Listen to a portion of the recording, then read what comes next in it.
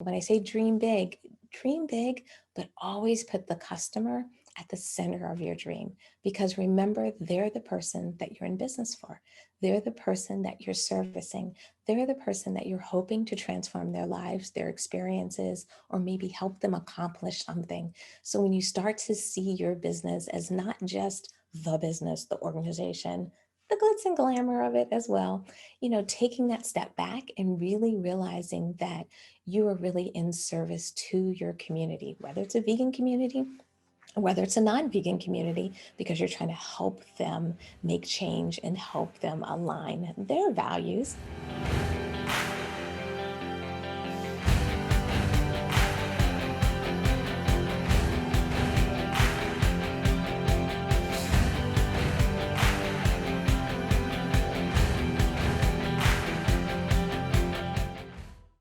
Hey everyone, welcome back to Creating a Vegan World. And if you're new to this channel, we realize that the vegan and plant-based movement is rising over the years. So I wanted to create this channel and this documentary I'm producing to document the rise of the plant-based movement as a blueprint to change the world, so to say.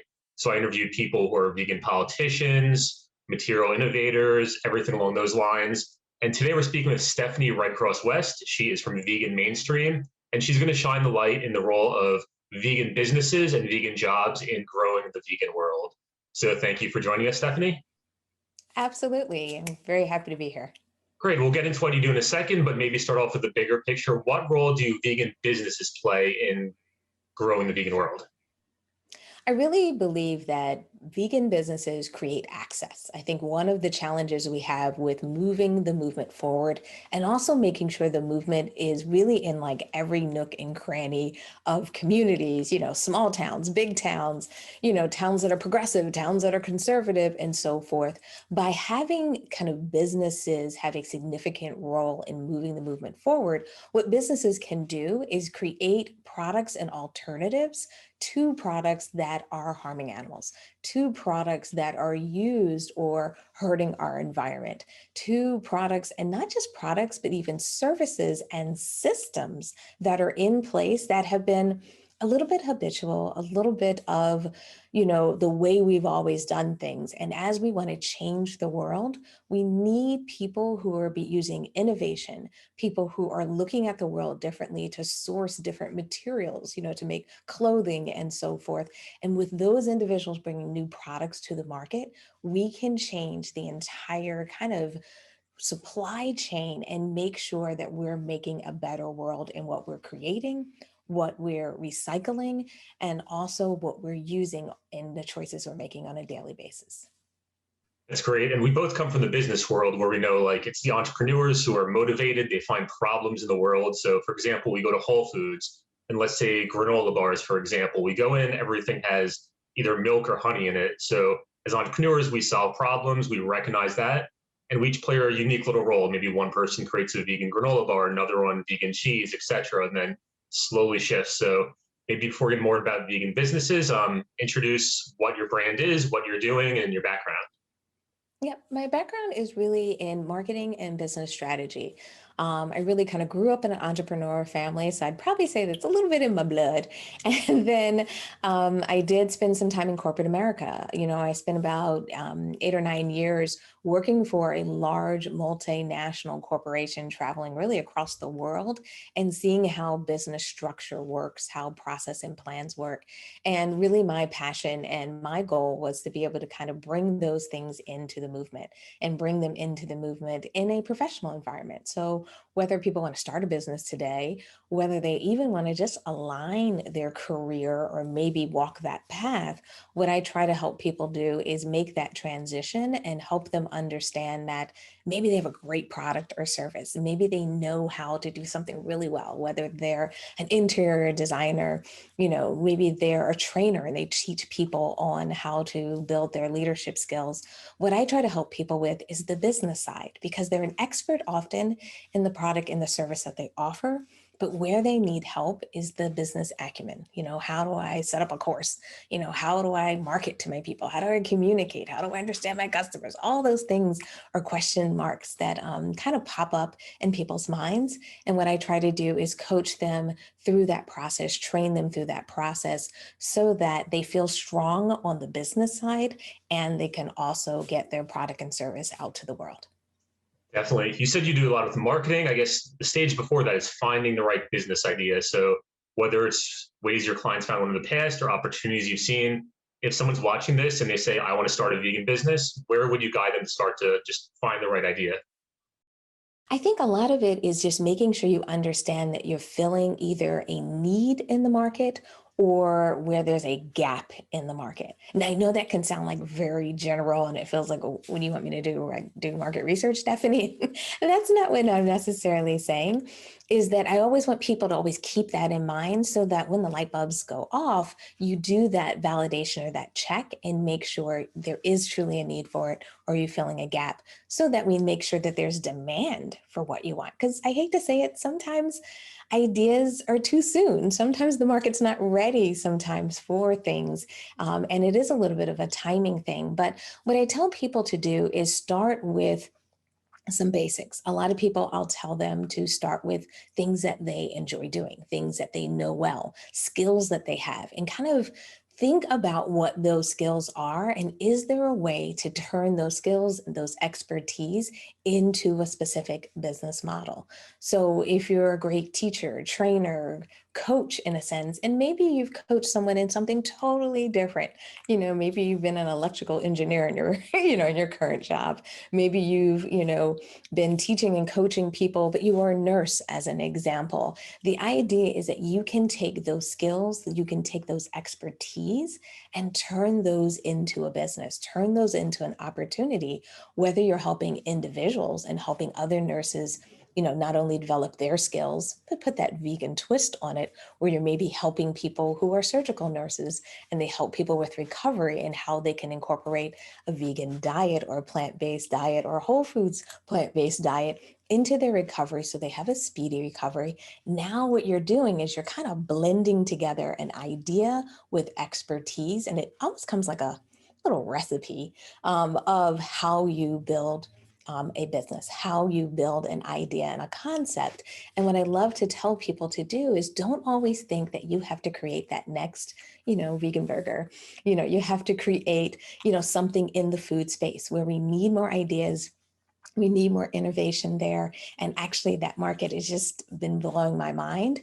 I don't want people to forget that there's such a huge market of opportunity out there. So that's why a lot of times I like to talk about those services and talk about the things that we can do, because the key here is when you're building a business idea, start with something start with something you're good at, and then start to hang out in that industry and start to get a good understanding of who you can help. Because when you understand who your customer is, and then you understand the transformation that you can help them achieve, now you're starting to think about not just the idea of your business, but the result that your business or product actually offers.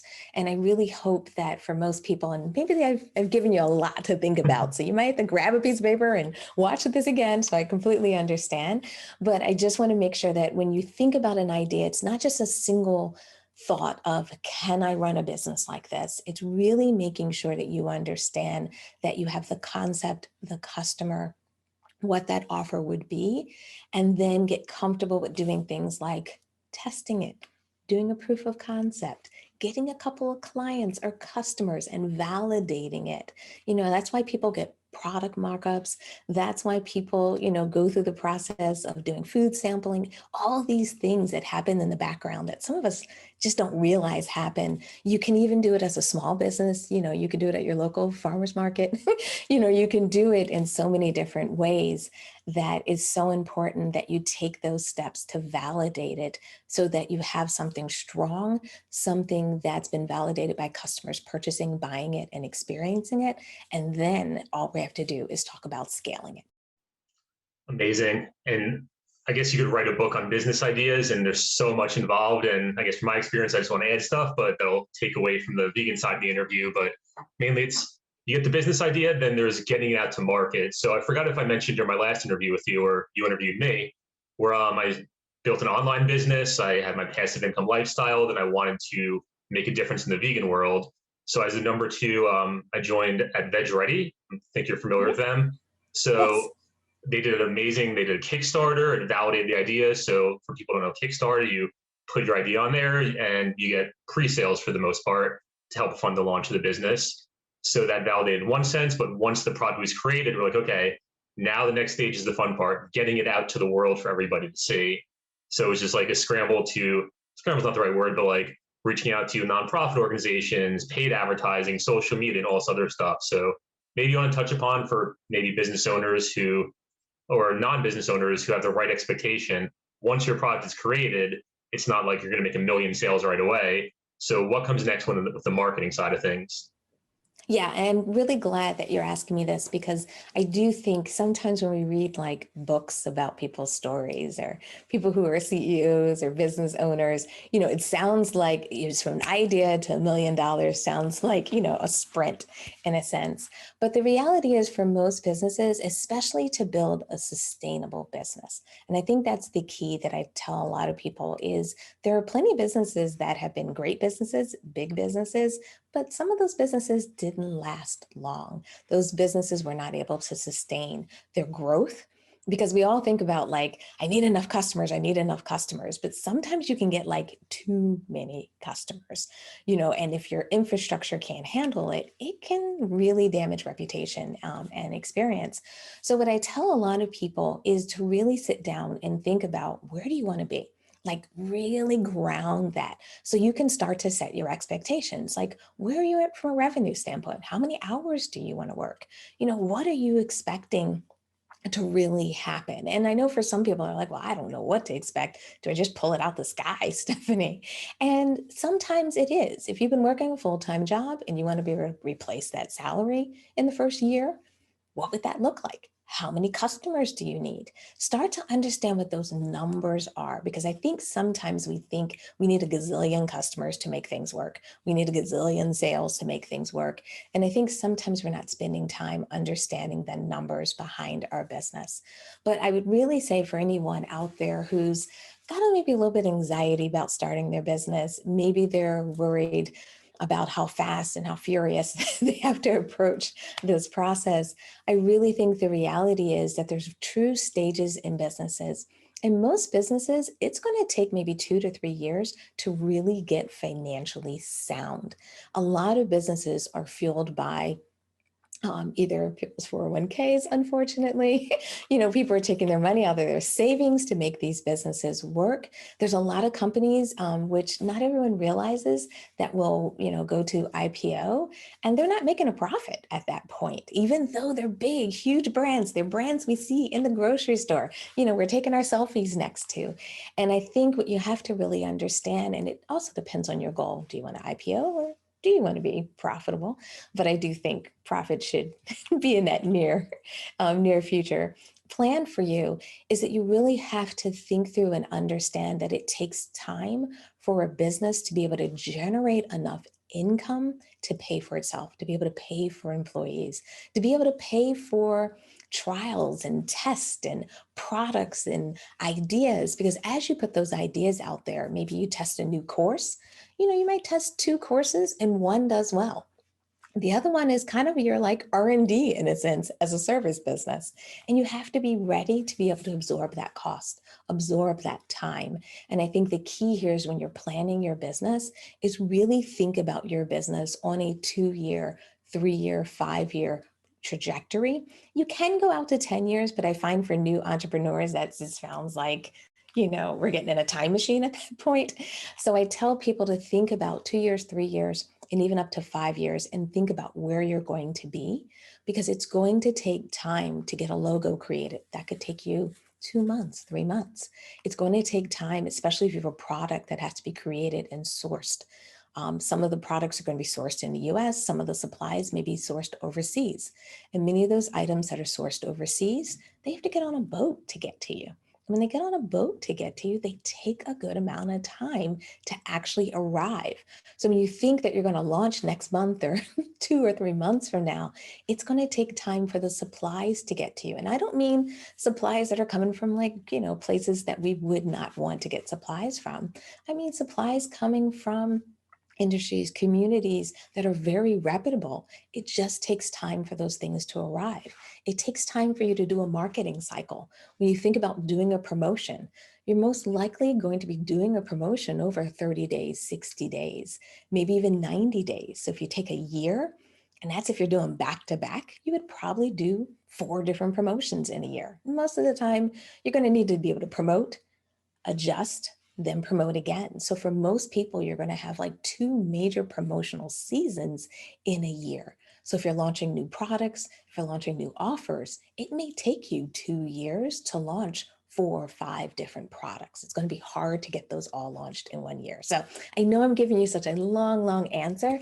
I just wanted to make sure that people kind of see the perspective, and it's not just it's long because anyone's trying to hold you back. It's just that it's more of a stage that you have to go through. Your customer has to receive the product, use the product, love the product, give you feedback, allow you to make changes, make updates, and you want to respect and enjoy that process, because when you move too fast, sometimes you miss what the market needs to take your product, as they say, from good to great. So be patient with it. Make sure you're active, make progress every day. But I think it's really important that you realize it takes some time to go through those stages and get that market feedback to make sure that you're on the right track and to make sure you can scale and stay sustainable. Absolutely. I feel it's like a PhD of business condensed into a couple minutes. So I love the detail. And I could definitely back up what you said because of my business experience. It took me 2.5 years for my first business, an app company, to get off the ground.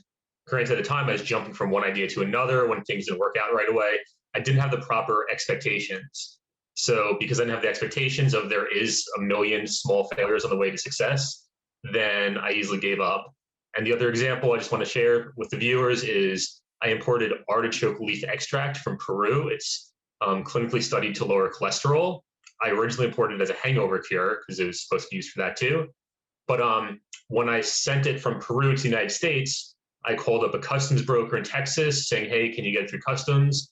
And he said, you need an FDA DUNS number before it can get through.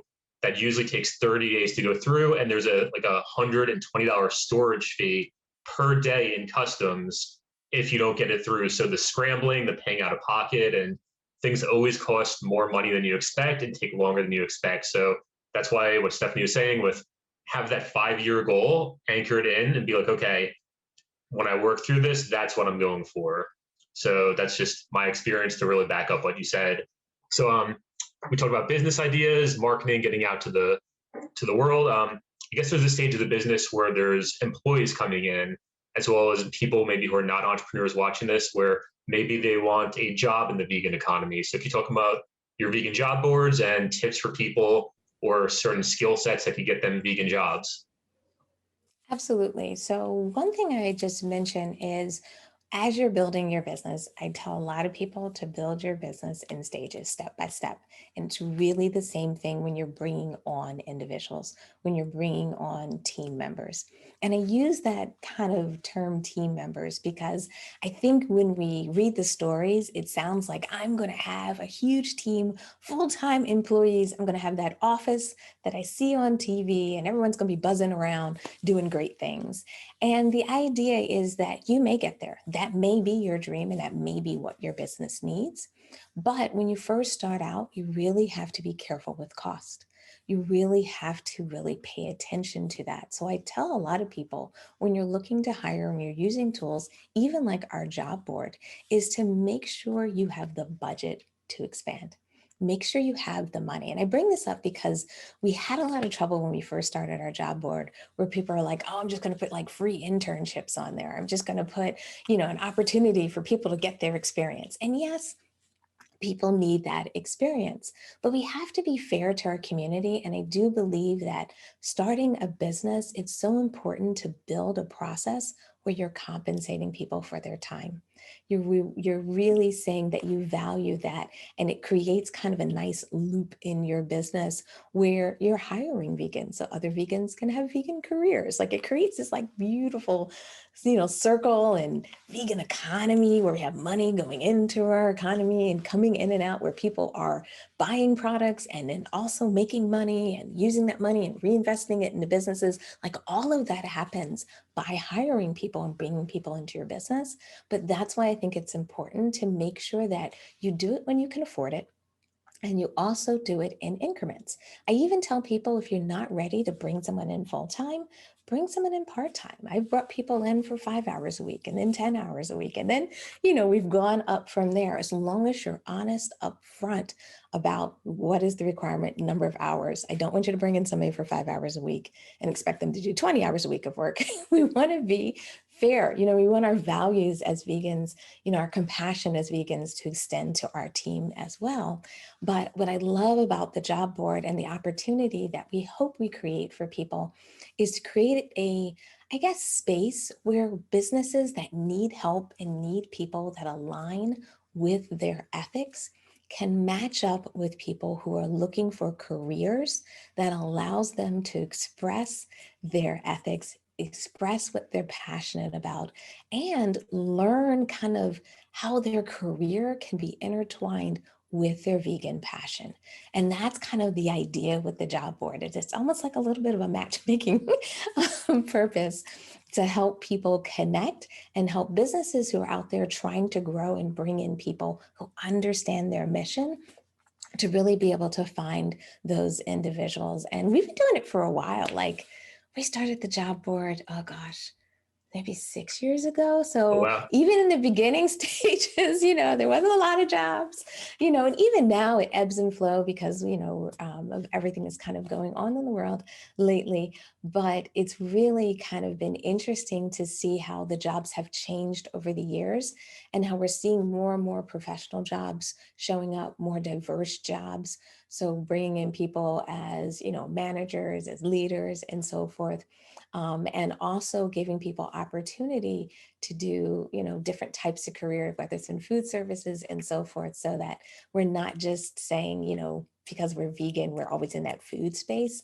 There's really so much opportunity for people with all expertise in all industries to play a role and find jobs.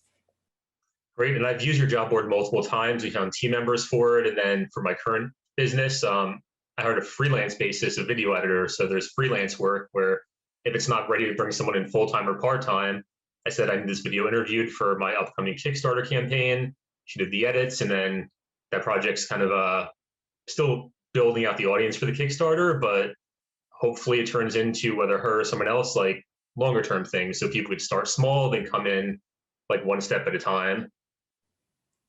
Sorry. Yes. And I think that is so key. Like bringing somebody in one step at a time is so important because it gives you relief, you know what I mean? As a, fellow business owner, you know how it is. Like you're so busy, you're doing so many things, and then you hire someone, they're there looking for help, for guidance. And if you're already working 14 hours, you need some extra hours for someone to support them, to encourage them, to train them and guide them. So I think it's so important that we understand the commitment we're making and understand that it's okay to go a little bit of, one step at a time. Definitely. Then I guess maybe the questions I had, is there anything you want to talk about in that you wanted to communicate to the audience? Yeah, I think the one thing I would say for people is to dream big when you think about vegan businesses, or, what the kind of professional side of being a vegan can mean to you in the world. And I know for some people, we're dreaming about starting a business, or maybe some people have a little bit of a hobby on the side and they're thinking about doing a little bit more or making it kind of official. But when I say dream big, don't think it has to fit into box A versus box B versus box C. There's so many different ways to build a business. There's so many different ways to help animals, to help the environment, to move forward the many and vast things that you care about. You know what I mean? As a vegan, we're so multidimensional that, sometimes I think people think, well, if I have to create a business, it has to be this or this or this. And the reality is, many of these markets that are, billion-dollar markets now, were not in the beginning phases. And therefore, you may be tapping into that next billion-dollar market for us. So make sure you're thinking about how you can do something that can create a unique space, a unique experience, because it's very easy to create, Me Too products, and really I probably shouldn't use that term, but create products that are very similar to products that are out there. And what I tell a lot of people is to make sure you have a true signature product, a true signature service. Don't make yourself sound like a standard product, meaning I'm just a health coach, or I'm just a coach, or, what I mean? I just make, like we talked about, I just make a protein bar. The question is, what kind of protein bar? Do you create a protein bar for who? For athletes, for people who are endurance athletes? Do you create protein bars for entrepreneurs, people who are like in Zoom meetings all day long and they need a snack and they need something that's healthy because they're not maybe high metabolism sitting on a Zoom call, but they need nutrition? That may be a different profile than a person that's running a marathon. And I say that when you start to really understand and start to dig into who your customer is and what can be a unique kind of selling offer or selling proposition, as we like to say in the market or in the industry, it can really help you differentiate yourself. So when I say dream big, but always put the customer at the center of your dream. Because remember, they're the person that you're in business for. They're the person that you're servicing. They're the person that you're hoping to transform their lives, their experiences, or maybe help them accomplish something. So when you start to see your business as not just the business, the organization, the glitz and glamour of it as well, taking that step back and really realizing that you are really in service to your community, whether it's a vegan community or whether it's a non-vegan community, because you're trying to help them make change and help them align their values, even if they're not ready to put on a vegan t-shirt yet. The idea is that you can really transform people. You can really transform the world once you understand that focus and you understand who that person, not just generally everyone, but who is that person if you met them on a street, bumped into them in a grocery store, or saw them at a park. Who is that person that you're truly helping and transforming with your business or service or product or even organization? I think it really helps you focus and helps you make sure that your dream can actually become a reality. It's amazing advice. And before we let people know where they get more resources, one more, if we focus bigger picture now. So picture looking down the earth, 2050 is a year and 8 billion people in the world to get them all go vegan. What does the vegan business world need, or what obstacles are standing in the way that prevent that from happening right now? I would say three things, and not all of them are prevention, they're just time.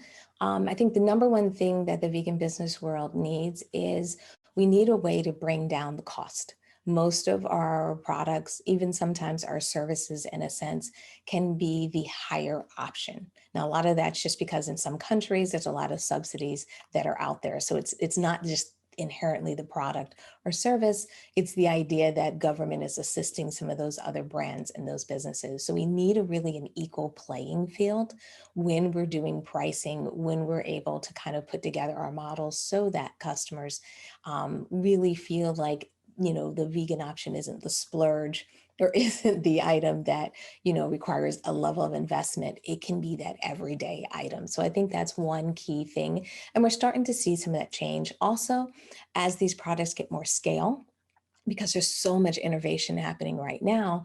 But as these products get scale, as people are making, shoes out of, from pineapples to create, as they call it, vegan leather in a sense, that is such an amazing product, an amazing opportunity. As we get more scale, I think that's going to be the key. Number two, I think, which changes the world and the things that happen is that we have to see change on both sides. It's not just the vegan businesses, but it's the businesses that are in existence today. We have to move them to our side. We have to help them understand where the value is. And we're starting to see that. Like in the US, there's this restaurant in New York that does like $325 a plate items, very high end. And they've made an announcement that after they reopen, after everything that's going on, lately they're going to reopen and they're going to make most of their menu plant-based. And that shift, not only does it create headlines, not only does it start to put, plant-based foods and items and products and vegan products into a already established brand, that's getting in the US, they give them like Michelin awards and so forth. So they're very, very well known. What happens is it starts to align veganism with those types of levels of service. It's not just the thing I make at home.